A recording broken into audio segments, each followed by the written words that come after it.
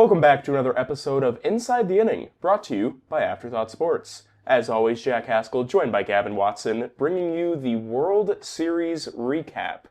Apologies in advance for this video coming out so late. As you can probably already hear, I've been fighting for my life this entire week. Life gets rough when the weather changes. But nonetheless, Gavin, how are we doing? Doing good. We got some good baseball news happening around the world, as well as, we're going to recap this World Series. And man, oh man, was this a playoffs and a World Series in a whole, just one of the most fun playoffs I've ever seen as a whole. What Trey Savage did over the whole course of the postseason. We're going to get into it, but this was such a fun World Series, especially after what we saw last year with the Yankees kind of getting dominated by the Dodgers. Exciting World Series. We were truly spoiled as baseball fans through this entire postseason, but even the World Series specifically. But nonetheless, let's jump right into it, starting with Game 1, an 11-4 Toronto Blue Jays win. Gavin, what can you tell us about it? You were the one who said it in our episode previewing the World Series. You said, hey, maybe there's a chance that these Dodgers come out flat. They got a little bit of time off. We always hear that, always hear about the time off. Do you want the bye? Do you not want the bye? Blake Snell went 5 innings. He gave him 5 earned runs, though, 8 hits. He did strike out 4 batters. And, to be fair, this was a start where there could have been a lot more damage. He was battling through a large part of the night, and so for him to be able to battle through that much of the night, and then Trey Savage again looked human. Once again, 4 innings, 4 hits, 2 earned runs, and 5 strikeouts. So the pitching matchups, it's really interesting. As we're going to see more as we get into this series, but a lot of these games, the starting pitching really matched each other. Yeah, absolutely, Gavin. You mentioned not very many teams have been able to get to Trey Savage this postseason, but the Dodgers did it very early, both in the game and in the series. So, yes, Savage only throwing 4 innings, giving up 4 hits, 2 earned runs, and 5 strikeouts. But even Blake Snell not having that great of a game for the Dodgers, only throwing 5 innings, giving up 8 hits, allowing 5 earned runs, striking out 4, and allowing a home run. Yeah, and Blake Snell is the big game pitcher. That's why he started Game 1. So for him to kind of slip a little bit, that probably put Dave Roberts in a little bit of a situation with some worry and starting to creep into the back of his head. But on the other side, this is a Dodgers offense that really, truly went quiet. Ohtani was 1 for 4 with 2 RBIs, but that was really it. There were 6 hits, but they were each by a different player. So they really just struggled to get the offense going and really to piece it together. Absolutely. Moving on to Game 2, Los Angeles takes this one 5-1, highlighted by Yoshinobu Yamamoto. 9 innings, complete game, only allowing 4 hits, 1 earned run, and striking out 8. This was a game where, Yamamoto had to take over, and he did. This isn't going to be the last time we talk about Yoshinobu Yamamoto as well. He pitched so many times. He was warming up so many times. We'll get into that, but dominant performance, 4 hits, only that 1 earned run. He looked great that entire start. They really did not have that. There really was not that much traffic on the base paths. And Kevin Gausman had a great start, 6 2/3 innings, 3 earned runs. He kept his team in it.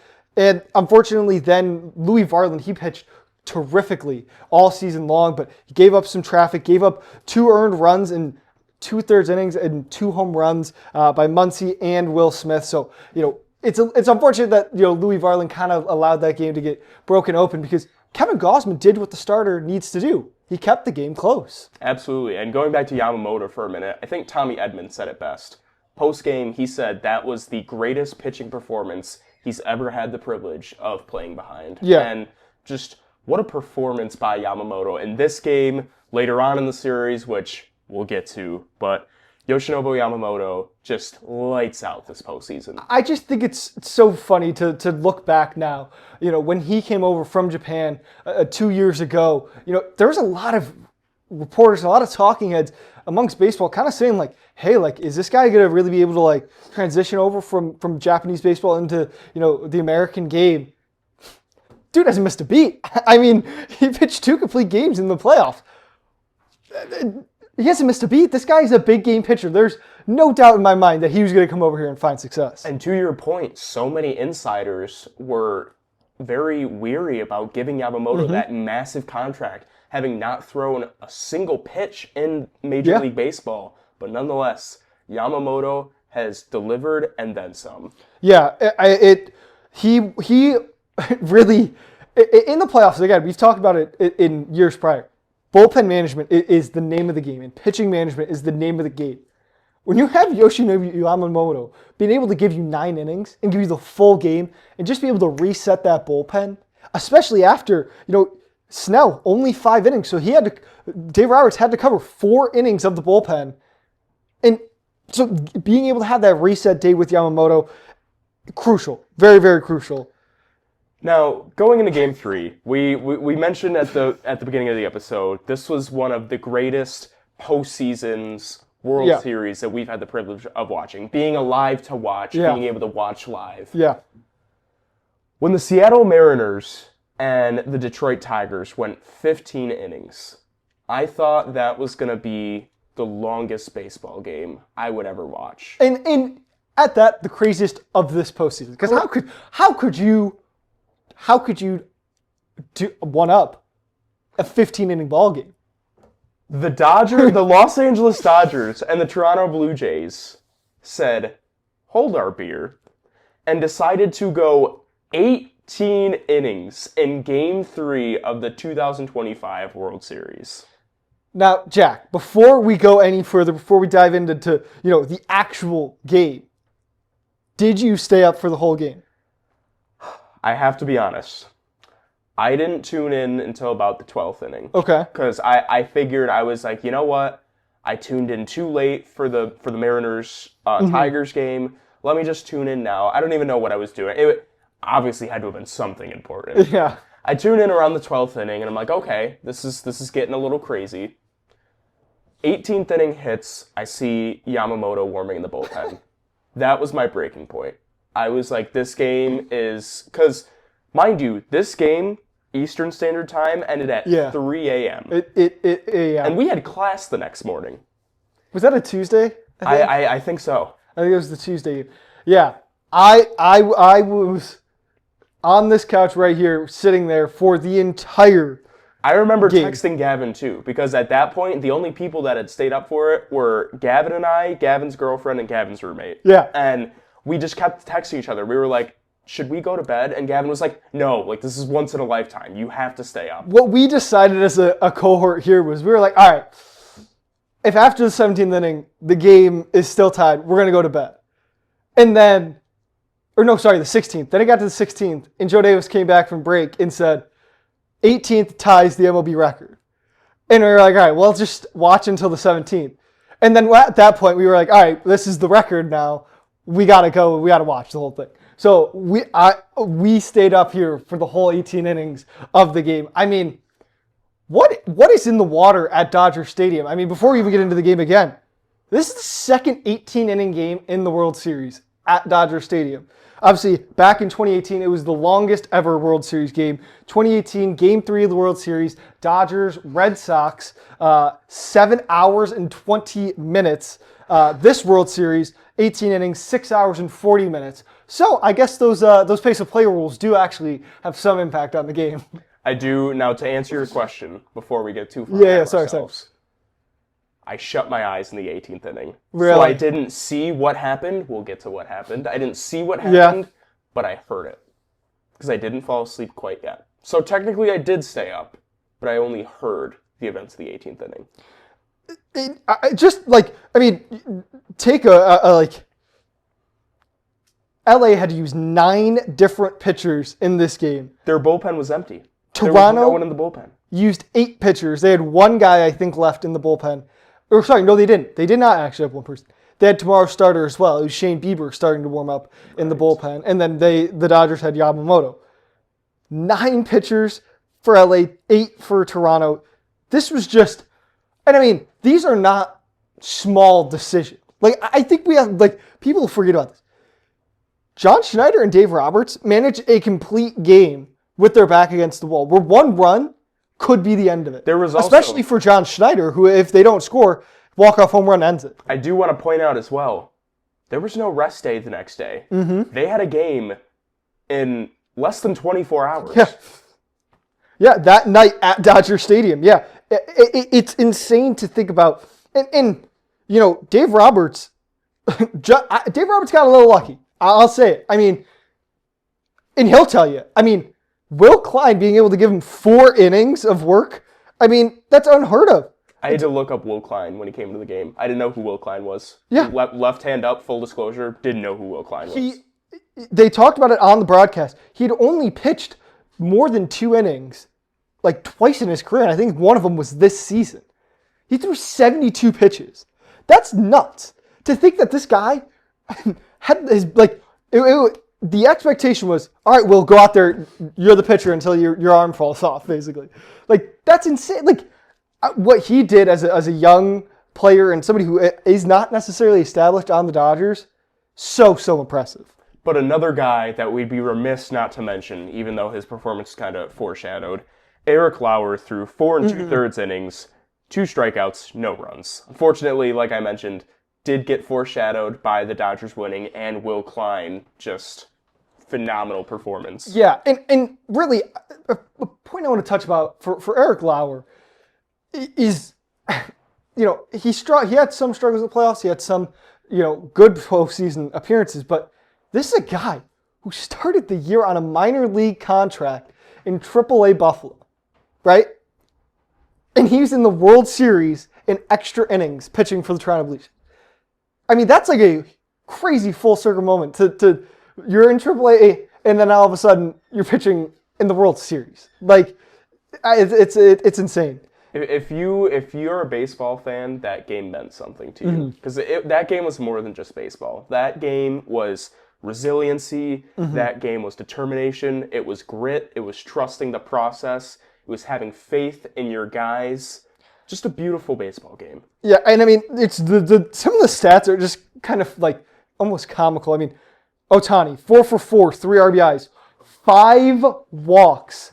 John Schneider, can we at least throw to him? You can't. Like, you can't. We can't even do, that's what eventually, when he came up in the 18th inning or whatever, everybody was like, oh, wow, they're walking him. They're going to walk Ohtani.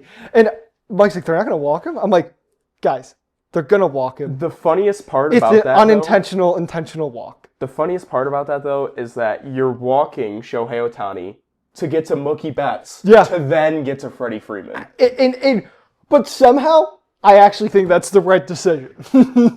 Somehow that is actually the right decision, too, is the craziest part. So he had the 5 walks. Teoscar Hernandez, 4 for 8 with an RBI. And this was probably the biggest moment that, if we think about it, the Hall of Famer, Clayton Kershaw, this was probably the biggest moment he appeared in the World Series. Bases loaded, 2 outs, or just 1 out, sorry, but he gets out of a huge jam, getting out of that inning, and I mean, that's a huge spot to put in a guy like that. Which, spoiler alert, did end up being the last time he pitched in his career, but what a way to go out. What a way to go out. I mean, that's a big moment. You don't stop the jam there, that's game over, right? Especially so that's a with the moment. Reputation that Clayton Kershaw's had in the playoffs. Just being able to prove it to everyone. And I liked the decision by Dave Roberts. He could have gone to a younger guy who maybe threw a little bit harder. He could have gone to a guy who chucks 90, 95, 100, right? But he knew, hey, this is a huge moment in extra innings. This is a big spot. He knows Clayton Kershaw's been through that, and so that's why he probably went with that decision, was because he's seen him do it before, and he knows that he can do it. I want to point something out as we start to wrap this up. Will Smith caught 18 innings. Not only did he catch 18 innings, he started the next day. As well as he was... The same day, realistically. He was hurt coming into the playoffs, too. So he's dealing with an injury coming into the playoffs. He didn't start a lot of the games in the Philly series. And now all of a sudden he catches 18 innings and then, 27 innings and... Granted, Alejandro Kirk also gets praised for catching 14 innings, but he at least was relieved. Well, and Alejandro Kirk was the entire Blue Jays offense in that game. I mean, his 3-run homer in that 4-run inning, that 4-run inning was the offense, essentially. I mean, they scored 1 more run. And, yeah, the other little tidbit I think is so funny is, Jack, we almost played 2 complete games tied. Insanity. Because after 9, it was 5-5. And then after 18 and a half, it was still 5-5 until that bad man did it again in Freddie Freeman and hits the walk-off home run. Because, of course. Goodness. And who did he hit it off of? A left-handed pitcher. I mean, decisions. Again, you walk Ohtani to get to Betts, to get to Freeman. It's a crazy phenomenon. 3 former MVPs. But I still feel like that's the best decision. Oh, yeah, no, it's absolutely the best decision, but it's just you're walking a generational player to get to an MVP, to get to another MVP, to get to a playoff MVP. To be fair, Mookie Betts did not hit great during the World Series, only hitting 138 during the World Series. So going and targeting a guy like Mookie Betts, sure, that makes sense. But, I mean, Freddie Freeman is a guy that has had so many Dodgers moments in his limited time there, too. I mean, he's been there, 3 seasons now? So in that limited time, he's still made an impact and still has had a ton of big moments. But nonetheless, Freddie Freeman, hero of the game, hero of everyone's bedtime, ends the game, puts everyone out of their misery. I don't even know if you can call it misery. I was enjoying it. I mean, it was getting to the point a little bit where I was like, all right, like, I actually have to just consider going to bed because, like, it's just late. Like, I'm just tired. But thank you, Freddie Freeman, for ending that game and letting me go to bed. I appreciate you. Thank you. But nonetheless, Game 4, Toronto takes, which this is where I was kind of like, wait a minute. This isn't what I thought was going to happen. Yeah, this is really where I think the series flipped. I think a lot of people thought the Dodgers had this one, and it was just, they had one bad game, they had a couple bad games. They're going to get going now. Toronto bounced back. They swung back in a big way. They had an offensive outpouring. Nathan Lucas, 2 for 3. Vlad was 2 for 4. Barger, 2 for 5. Ernie Clement hit, everything. And we'll talk about Ernie Clement later, because you want to talk about having a postseason. Yeah.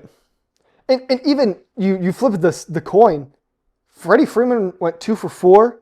There was a couple Dodgers who went 1 for 3, but besides that, there was really no offense from the Dodgers. I mean, the offense went quiet. I mean, granted, again, you played that 18-inning game the night before, but so did the Blue Jays. They played the same game. They're just as tired. So, Ohtani, he had probably his worst playoff appearance.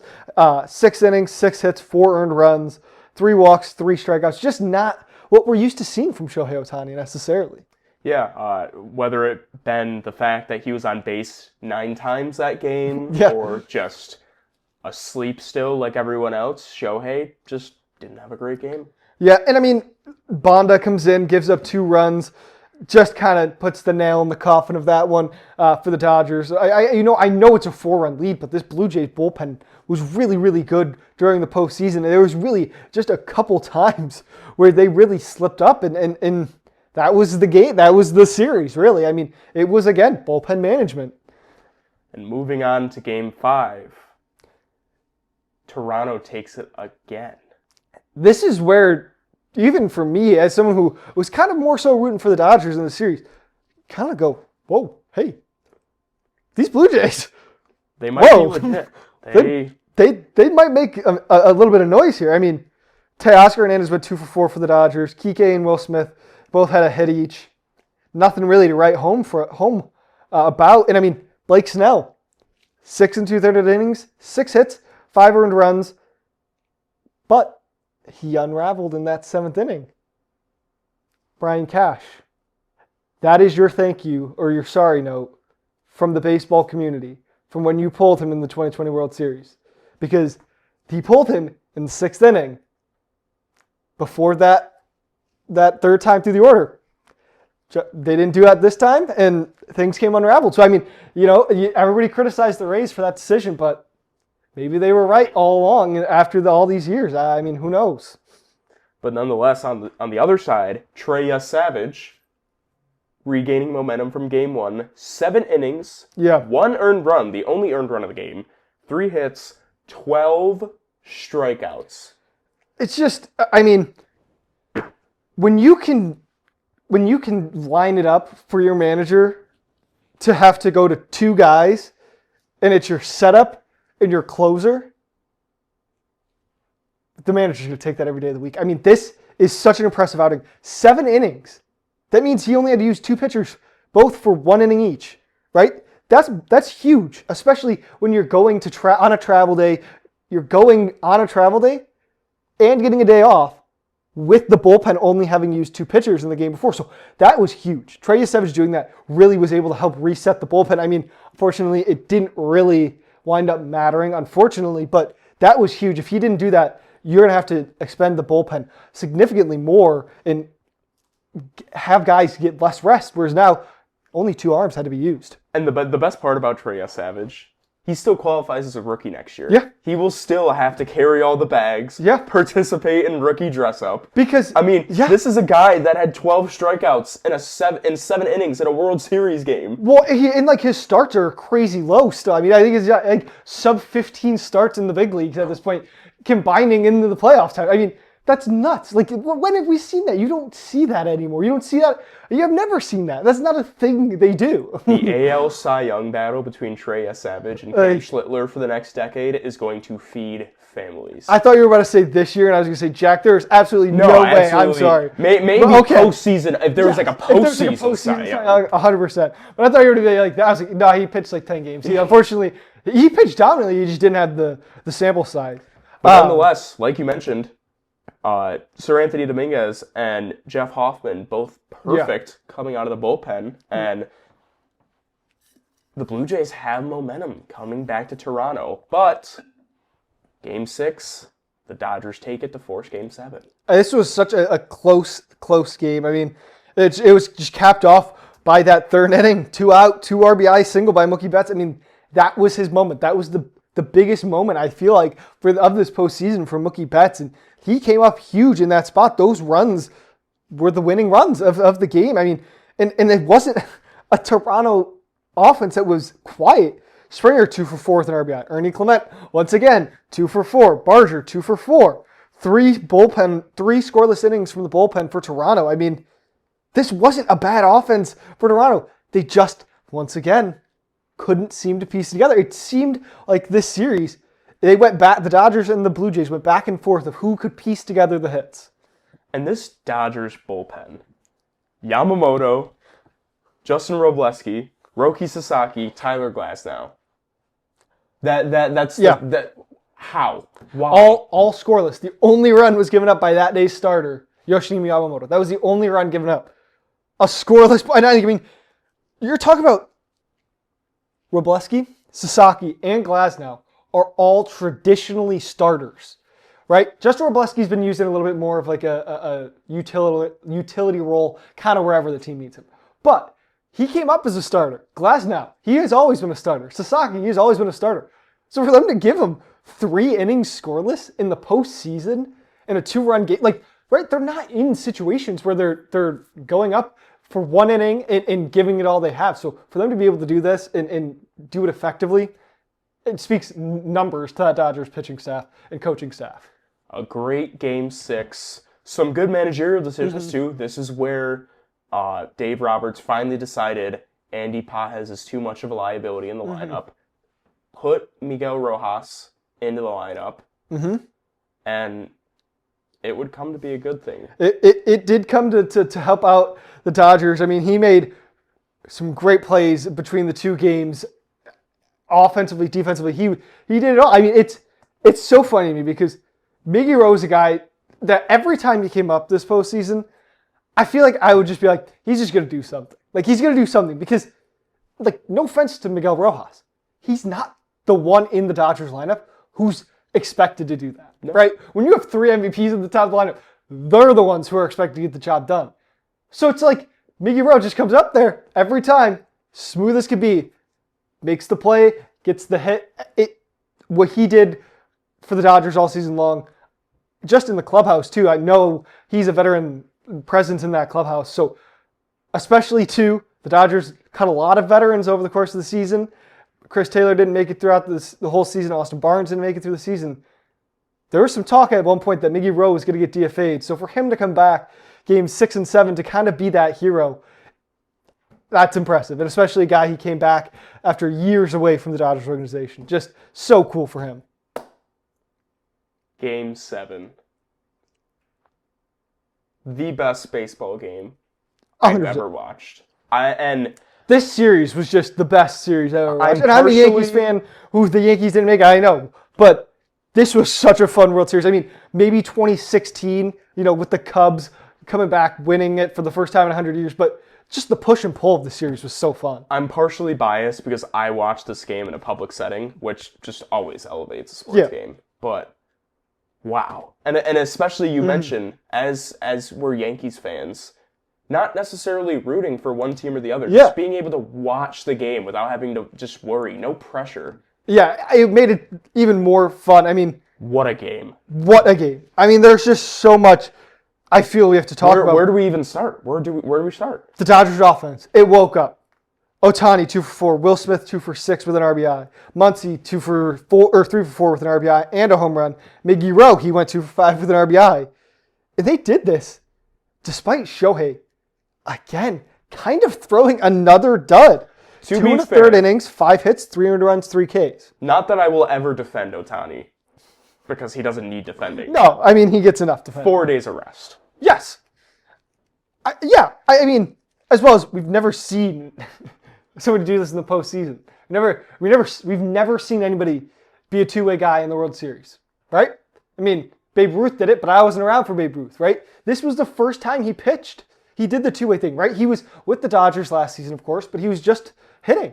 So this was the first year he was able to do a two-way, the two-way play, but I'm interested to see if they'll stick with him doing that in the future or not, because, I mean, he didn't pitch great in the postseason. I mean, that first start, he got him through it. He kept him in the game, but this second start, he really kind of threw a dud. He ate 5 hits, 3 earned runs. I mean, they're still in the game, but only 2 innings of coverage. And the Blue Jays had an opportunity to win the game. Yeah, this is an interesting talking point. Maybe some Yankees baller strike legend. here. Have you seen the whole? Have you seen the video? The John Boy breakdown of it? Yeah, I have not. There's also a video that Jeff Passan posted of the third base coach for the Blue Jays walked up with his foot, drew a line in the dirt where he wanted IKF to take his lead up to, and that's exactly where IKF goes up to. Because for those of you who don't know, it was back to Mookie Betts, right? Hard hit back to Mookie Betts, or was it Miggy Rowe? I think it was Mookie Betts, and it was it had to be a perfect throw. He made the perfect throw at the plate, and IKF was thrown out by a foot, a step. It's the picture that will haunt the Blue Jays franchise forever. It was a bang play, and after the game, a lot of Blue Jays fans were hating on him, and I believe they were threatening to break his kneecap. I believe there was actually death threats against him, to the point where he actually had to come out in the post-game interviews and be like, "Hey everyone, I was told to stand there." That's what they wanted because they don't want me to get backpicked. However, it's a little interesting because Barger was backpicked to end one of the games at second base. So they're so concerned about getting backpicked. Guys that got backpicked, Bo Bichette got picked off of first base at one point. Barger got thrown out from left field on a sinking line drive. You understand why the Blue Jays wanted to keep their runners close, because it's a close situation and they've gotten bit a lot by bad base running. I think it really just comes down to it, unfortunately, was a terrific defensive play. Yeah. That's just what it comes down to. That throw had to be perfect. And it was. And it was. That was a hard hit ball. I remember the play. It was a hard play to make for Mookie Betts, and he made that play very easily. The only sad thing, that one of the last talking points we have about this World Series, Donnie Baseball, Don Mattingly, still searching for that first World Series ring. Well, that's not all we have to talk about. No, not all we have to talk about. But in this World Series and with Matt, it just, man, you wish he would. You wish he had the opportunity more. He won't return as well to the Blue Jays, but he is not retiring. He's already come out and said this. So maybe a managerial gig. There's still some jobs open. But any final thoughts with this World Series? Yamamoto, a day after throwing 6 innings, I think it was 96-ish pitches, comes in and closes out Game 7 of the World Series. Mm-hmm. wins Yeah. World Series MVP. I didn't even think about that. The first pitcher to win World Series MVP since Clayton Kershaw in 2014. One of, if not the best World Series pitching performances of all time. Oh, 100%. I mean, the fact that he was warming up in that 18-inning game just shows you, I mean, the fact that he went up to the coaching staff and said, hey, I'm ready. Like, you want me to go pitch? I'm ready. Like, people don't do that, and especially guys getting paid $300+ million don't do that a whole lot. Congratulations to the Dodgers. Back-to-back World Series champion. So excited. We'll dive into this a little bit more over the course of the offseason, but excited that the Dodgers won. However, we will not be playing baseball in 2027 anymore.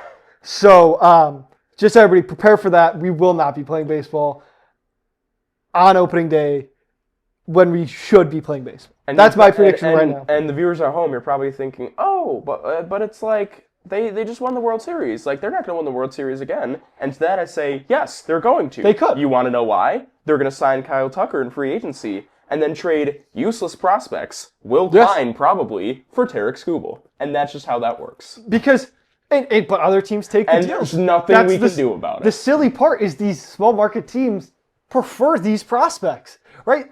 The notion I always hate is when the Dodgers trade for somebody that it's like, oh, well, they can just swindle everybody. So like, no, they're not just swindling. These people still have to make a deal, and the Dodgers are very good at what they do. I'm not saying that they haven't traded guys to teams who have not really panned out. I mean, look at that Washington National deal. A lot of those guys have not really panned out. Keibert Ruiz has not been what they thought he was going to be. But I always hate the notion that it's just the Dodgers' fault. If small market teams are willing to pay a guy like Tarek Skubal the $300 million that the difference is, maybe there wouldn't be these things.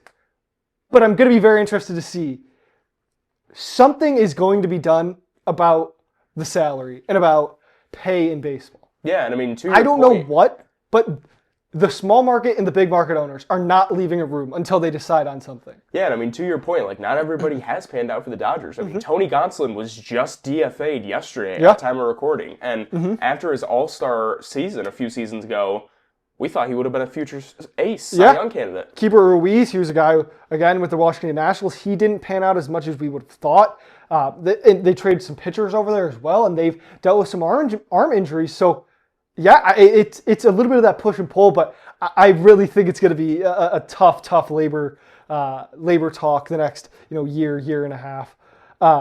We'll get into a little bit of the awards ceremonies just because. Before we get into that, to wrap up this World Series, this postseason talk, I just want to shout out Ernie Clement. Yeah, sorry, we didn't even. Throughout the postseason, did not play wild card series. Set the postseason record for most hits in a single postseason with 30. Yeah. Even in the Yankees series, when we were so closely watching, it felt like he just got a hit every time he was at bat. You couldn't strike him out. He hit 387 in the World Series. I mean, there's nothing more. And another guy who hit the lights out, 480, Addison Barger, right? Another guy, he hit the lights out for the team. But again, it was the contact, that was the approach that we knew the Blue Jays were going to have coming in. He also, a favorite fun fact of mine about Ernie Clement, he also holds the MLB record for hitting the highest home run with the highest pitch outside of the strike zone. Yes, I do love that stat about Ernie Clement. Yes, it is. I do love that. I definitely explain that way like you're not going to understand what I mean, but just look it up. Look it up. Google's free. Flipping over to a little bit of the award ceremony, they're going to be decided next week. We're going to talk about the MVP, but let's make it quick. We already talked about who we both think the MVP. AL Judge MVP and Ohtani. Candidates, Judge, Dumper, Ramirez. It's obviously Judge. Dumper's a close second. Yeah. Ramirez had a good season, but he's not coming close to either of the two. NL MVP, Juan Soto shouldn't even be in that conversation, in my opinion. Ohtani and Schwarber. We all know who it's going to be. Schwarber's a very close second. I think he should win the Hank Aaron, personally. Yeah. But Ohtani's the MVP. I mean, again, he had two terrific seasons. We're not getting into this. We've talked about it so many times. It's Judge and Ohtani. We'll talk more about these other two awards that I've written down, the Cy Young and Manager of the Year. Cy Young for the NL, the candidates are Yamamoto, Paul Skeens, and Christopher Sanchez. To me, That one's tough. it's tough. Paul Skeens, a 1.97 ERA, 216 strikeouts, and his 187 innings of work. Yamamoto, a 2.49 ERA and 173 innings, 200 strikeouts. And then Christopher Sanchez was a far third place. No offense, Christopher Sanchez. It's great between season. to me, Skeens and Yamamoto. Great season Yes. by Christopher Sanchez. Career year. Yes.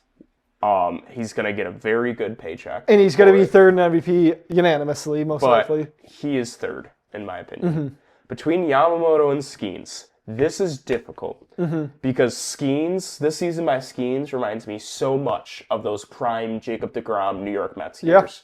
Where just no run support. An awful team, no run support, more losses than wins. Yeah. And I know the whole argument that like the win-loss thing isn't as reliable anymore. But Skeens, even though his team sucked, is the most valuable pitcher in baseball. To me, I think a lot of Yamamoto's success too came in the second half. Like a lot of his really deep starts. Obviously, he pitched great in the beginning of the season, but a lot of it came in the second half. So I do think a little bit of what I feel about Yamamoto is a little bit of recency bias of like, hey, this dude just threw 2 complete games in the playoffs. You can't get baited. It's regular season. It's regular season. Do not get baited. It's before. They submit the ballot before. So there's literally no way it was that the playoffs can argument impact. last episode with like, because the playoff thing is stupid. Yeah. I keep calling him Big Dumper. It's Cal Riley. I'll say his name. Either way. But I statistically too, Skeens has all of the metrics over Yamamoto. It's most likely going to be Paul Skeens. I would be very surprised, especially too, because you are right. Like, Yamamoto has 3 MVPs behind him, however many gold gloves. I mean, right? I mean, Paul Skeens has Spencer Horwitz, who's just got called up after 7 years in the Blue Jays farm system. Right? Like, he doesn't have the top-notch, top-pay guys behind him, and he's still putting up these great numbers. Because then that brings the argument, what would Paul Skeens look like? Not even on a contender, just like a league average team. Middle of the pack team. Put him on the Giants. Put him on the A's. Like they're bad, but they still have somewhat of an offense. Paul Skeens on that. They still have an they still have a young offense over there. So they would I would love to see that. It's gonna be I think it's gonna be Paul Skeens. Do you think any differently? Yamamoto, very close second, but I gotta give it to Paul Skeens. I would 100% agree. AL, I don't want to say it's closer than the NL, but I think it might be just a little bit. I think, again, it's a close 1 and 2, and then a clear, pretty obvious. I mean, Hunter Brown pitched terrifically. Don't get me wrong. He had the second best ERA in the AL, third most strikeouts, fourth best WHIP, fifth lowest ERA. It's just, he had a great season. But the other 2 guys had even better seasons once again. Between Garrett Crochet and Tarek Skubal, I know you can argue voter fatigue for Tarek Skubal. If not this year, then potentially next year. Yeah. But with that said, I think it's still Tarek Skubal. And I think, too, the other thing is we haven't seen voter fatigue in the MLB as much, thankfully. Because, I mean, Ohtani's won however many MVPs, right? He's won so many MVPs. So I don't think we're going to run into the issue as much that the NBA might have run into last season. There's still a chance, though. There still always could be a chance. The Japanese Baseball League has the opposite of voter fatigue. They voted Yamamoto the last 3 years that he pitched in the Japanese Baseball League. They voted him as like the best pitcher of the year. This year, or it was either this year or last year, they didn't vote anyone. Yeah. Because their whole thing is like if no one deserves the award, that's crazy. They just don't elect anyone. So it literally no one was chosen for that. I hate that. There's still someone who was the best pitcher that year. But he wasn't as good as Yamamoto was. Yamamoto set the precedent. Whoever was the best pitcher in the league couldn't live up to it. That's its own argument, but I think it's going to probably end up being, personally, I think it's going to be Crochet. 200 innings, 255 strikeouts, a 2.59 ERA. I think we might see the fact that he threw more innings and threw more strikeouts, I think might be enough to just push him over the edge. over Tariq Skubal. Interesting point. Are you sticking with Skubal? I mean, don't get me wrong. Phenomenal season by Crochet. He cemented himself as one of the best aces in the entire league. But Tariq Skubal, the performances he had this season. Yeah. Because remember, this is just regular season. Yeah, again. Yeah. It can't be anyone but Skubal, in my opinion. Our last segment before we head out of here.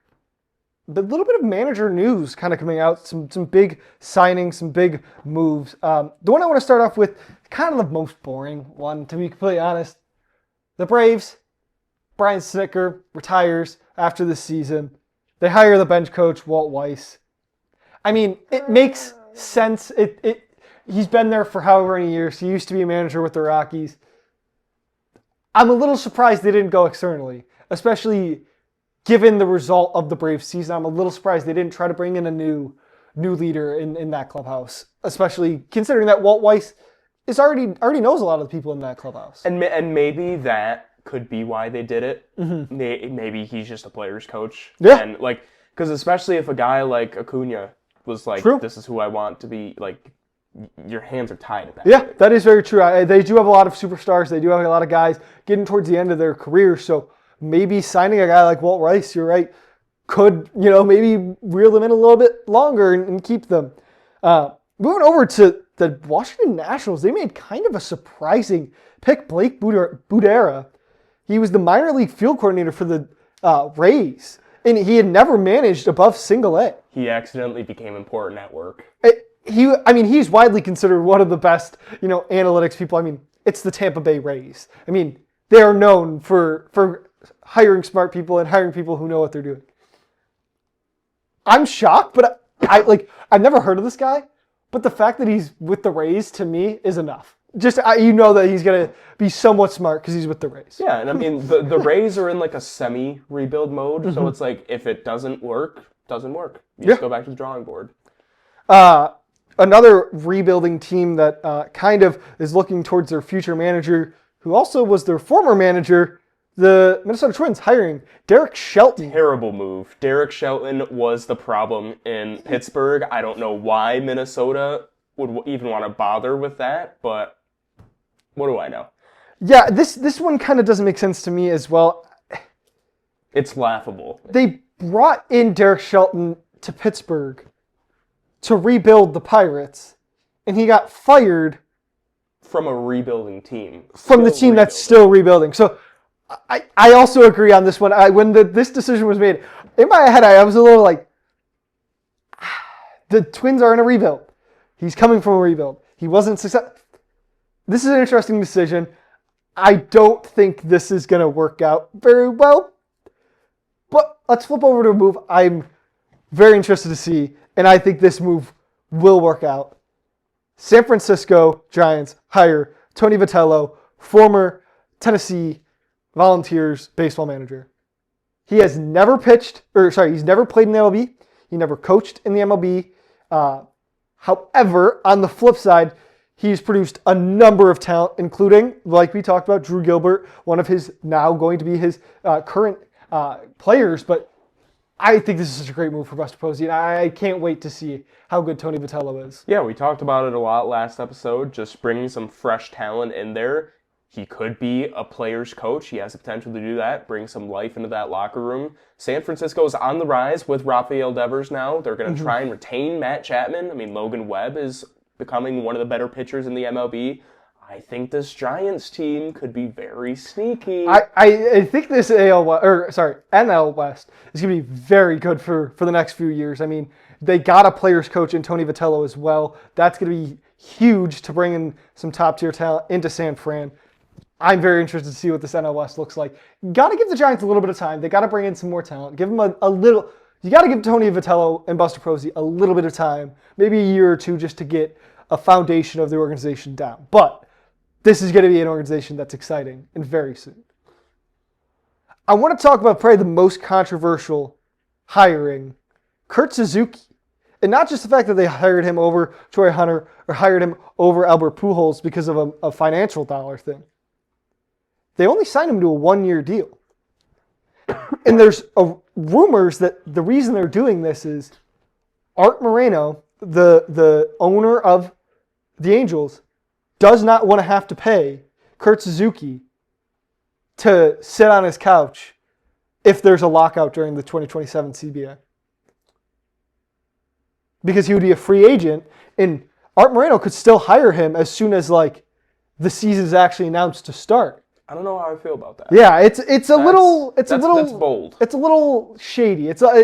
Nonetheless, Kurt Suzuki agreed to the deal. I mean, don't get me wrong, he agreed to the deal. But now this comes back to Moreno, because say Kurt Suzuki defies expectations. You didn't want to pay me while I was on my couch. Why should I come back? Yeah, why? Yeah, exactly. I'm gonna go take a job elsewhere. But you mentioned. I also think just one more point on the Angels. This isn't a team that's 1 year away. Yeah. This is a team that's at the start of a rebuild as well. They are in deep rebuild purgatory. Right? So signing a manager for only one season, not giving yourself that reliability. Angels are going to Angels, I guess, is where I leave it. What can you do? There's one final that I forgot to write down, but it was the biggest news yesterday if you're in the game of baseball. The Rockies have finally come to the decision of who they are going to sign as their next head of that baseball operations department. Paul D. Podesta. He was Jonah Hill, remember, in Moneyball. He was the assistant to the general manager of the Oakland A's during the Moneyball era, during the Bean era, during all that, right? He was there. He was with the Browns. He's kind of bounced around to different, sports, different teams. He was with the Browns currently as an executive.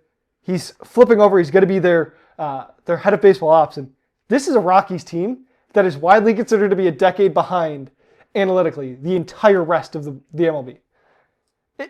To me, we heard coming into this offseason that this Rockies gig was the most exciting gig. And I think a lot of people gawked at that idea early. This right here, to me, hiring a guy like him, so famous. I mean, there's a movie, right? He's represented by Jonah Hill in a movie. I mean, come on, right? That just shows me this Rockies organization, this Rockies team, it's going to be interesting in a few years. This gig, I'm so interested. I'm so back in on the Rockies. So you're telling me that Jonah Hill is going to save the Colorado Rockies? Yes, essentially. Think about this. Just think about this for a second. Dave Roberts, Craig Stammen, who they just hired with the Padres, former reliever, special advisor, another surprising hire. Buster Posey and Tony Vitello going into San Fran. And then the Rockies are going to be bringing in a new manager as well as their new head of baseball. The NL West is going to be so fun. It's going to be so competitive. I'm excited to see. Again, don't have any expectations for the Rockies within a few years here. But they're going to be competing soon. And I'm excited to see. Because if you find success in Colorado, you're a genius. And that's why he went here. Absolutely. Nonetheless, thank you for watching this week's episode of Inside the Inning.